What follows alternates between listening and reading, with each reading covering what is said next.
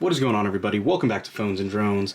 You guys that follow the channel know we did the Galaxy Z Fold 3 hands-on and unboxing video yesterday. Today we have the Galaxy Z Flip 3 in-house in that new green colorware.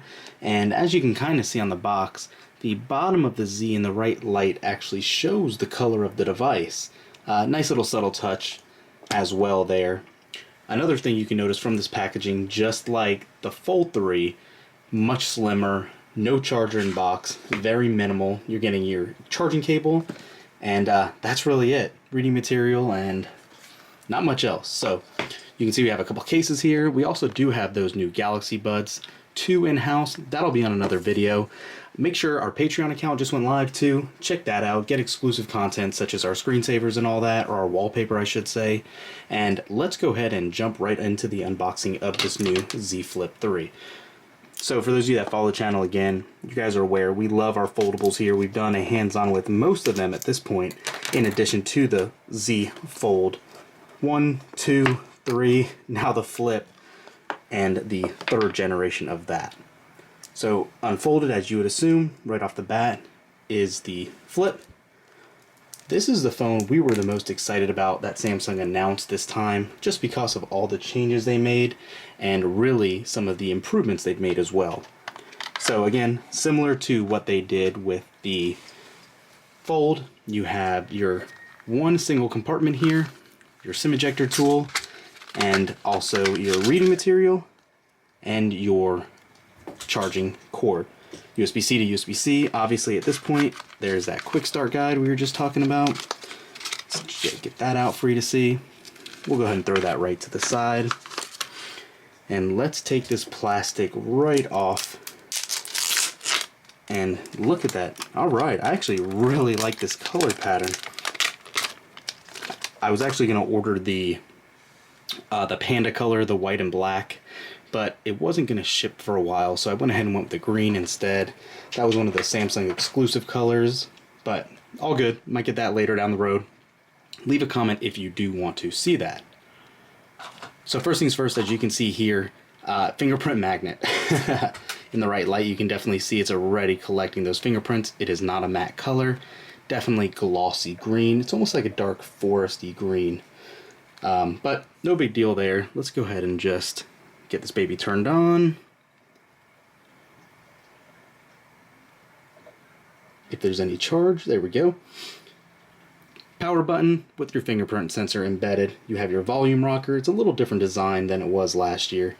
SIM ejector tool on the, or SIM ejector spot on the left-hand side.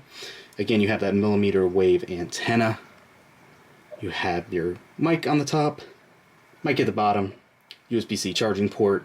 You do have, this time, stereo speakers on the bottom and the earphone, so you should get much better sound quality, in addition to now a much larger cover display. Huge fan. I think that was a little cheap gimmicky trick that Samsung just threw on to their prior generation, so definitely excited to see how it's going to work with this. One other call out, which I personally don't think is a big deal, but no under display camera here. You do just have that old punch hole as you've had on prior generations. They kept that tech for just the Fold 3. So let me get this all set up and we will be right back. Alright, so it just finished updating and installing, and first call out is obviously that much nicer outer display.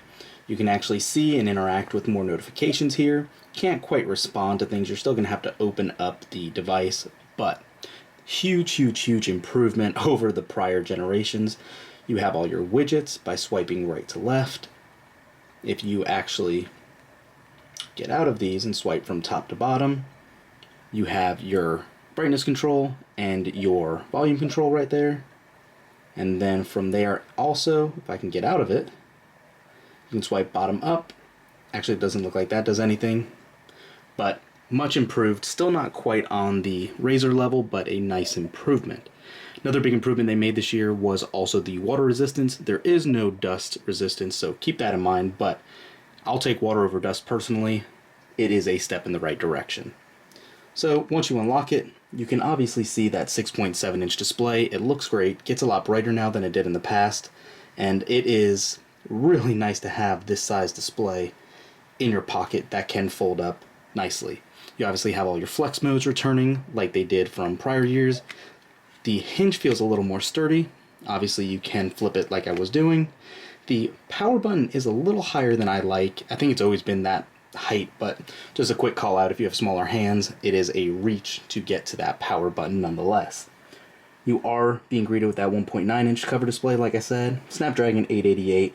Unfortunately, only a 3,300 milliamp hour battery. That kind of concerned to see how it's going to hold up. I have a feeling you're going to have to recharge a couple times throughout the day, but yeah, I don't know really what else they can do to cram a larger battery in such a tiny form factor. Those cameras that you get are going to be a 12 megapixel main sensor combined with a 10 megapixel selfie shooter on the front. Obviously 5G capable, like I said. You have that millimeter wave window on the side. And I'm a huge fan. I'm actually going to use this for now over my Z Fold 3 that I got, just to try to see how I actually like it, how it's going to work, and if the battery is really acceptable, basically. 120-inch or hertz display on the inner display is obviously going to be nice this go around as well. I'm excited. I think it's going to be fun. You do have 8 gigs of RAM. You do have 128 gigs of storage. It's running Android 11 out of the box, so all the regular song and dance type features. I don't know. They have had a lot of praise for this flip as opposed to the prior gen, and it's rightfully so from what I'm seeing. I don't believe you can keep this 1.9-inch cover display as an always-on display. I think you're going to have to tap it, but I'll dive into the menu and really see what can and cannot be done with this in the near future.